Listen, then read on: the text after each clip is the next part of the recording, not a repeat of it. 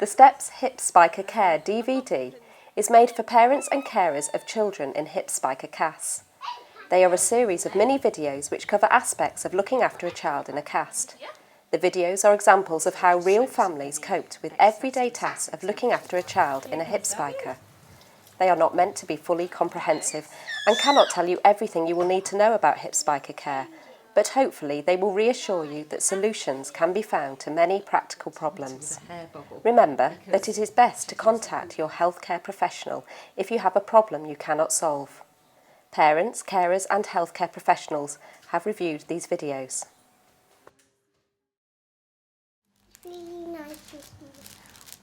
We tried to continue with the same kind of play as usual. It was really useful to have a table and chair that would accommodate the plaster. We were lucky to have these, but your community occupational therapist may be able to help if you don't. It meant that we could continue to use toys like octagons and Play-Doh. One of the things I had to think about was how I was going to entertain her when she was in plaster, because she's at quite a good stage at the moment in that she can creative play and play by herself, and she's starting to do arts and crafts. But a lot of the things that she enjoys doing, like playing with her big building bricks and Duplo, she was going to struggle to do in plaster. So we sort of had to have a good think. So I sort of built up a bit of a stockpile before, and one of the things that's been a fantastic success is fuzzy felt. So she spends ages just making funny faces and decorating her ballerinas up. And I don't need to worry too much about any of these things sort of falling down a plaster. She's got very good at lacing cards, so that was another nice thing. And something that she can do lying on her back, because when she first came home from hospital, she was most comfortable lying on her back. She didn't like to spend much time on her front. And it was difficult because she can't do a drawing, she can't play a game very easily on her back. So sort of being able to lace things. So lacing cards, lacing buttons were a great sort of thing to do. Some of her toys that she was playing with before she went into plaster I've had to sort of just be a bit careful with, because one thing you get terrified of is them losing any little bits of toys down the plaster. So this was a magnet game that she used to play with and she loves.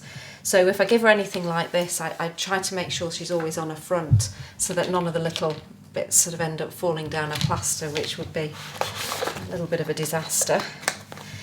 And then other things, and this was a game we took into hospital with us because there wasn't unfortunately very much for her age to play with on the ward, so we took a couple of new games, and it's just a really easy counting game, and it's got shapes, so it's actually 2 games in one. And she really enjoyed sort of seeing something new when she was in hospital, a little bit of a treat for her. The other thing that Bethan absolutely loves doing is jigsaws, and unfortunately all the big floor jigsaws that she was doing before she can't do now that she's in plaster because she can't move around. So we were actually bought ages ago just a book of jigsaws, and these are just a perfect shape for fitting on a little table, and she can sit and do those herself. Needs a little bit of help, she's not quite up to this, but it's nice that she can still play with games that she was enjoying before she went into plaster. The other thing that I've tried to do is to do some cooking with her. Now, before she always used to help me with making biscuits and cakes, and obviously there's certain things it would just be too difficult to try and get her to do.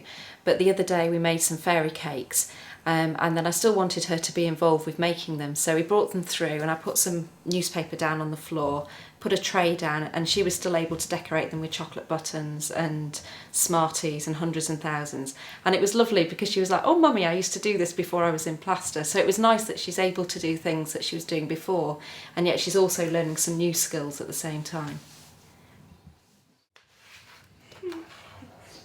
She's getting the hang of this now, isn't she?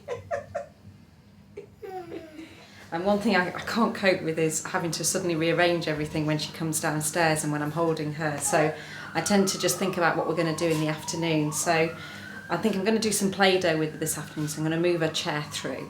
And I'm also just going to create a little bit of extra space so that later when she comes to have a go on a bodyboard, I'd have to do as little moving and handling of equipment when she's in the room as well. So, and probably the most crucial bit is just making sure that her cushions are all ready for her coming down.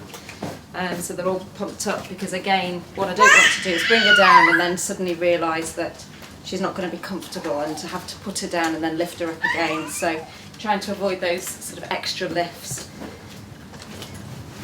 Here we go. You ready? Black Panther. Black Panther, here we come. Flying. Wow. Black Panther, here we come. Now just wait, Mummy's got to tie you on. What? But when you're rolling off, How's that? All right. I say it. So, should we go and, where do you want me to put the frog? Should I put the frog there? We can turn around.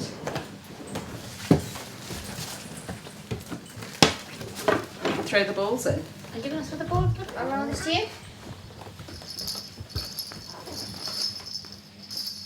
Oh! You could throw it in from there. Oh, that's far enough away. Go on, try it from there. Using a tummy trolley makes it easier to do more active play. It can even be used outside on a firm, smooth surface. Wow.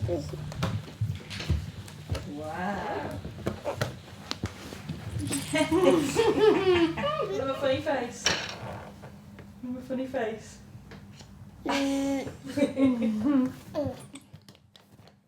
Bethan can still play with her little brother like any child not in plaster. It's really important to keep a normal, happy family routine going. Start.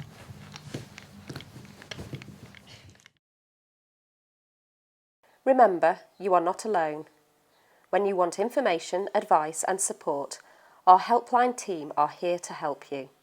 No matter how big or small your concern, please email or telephone our helpline.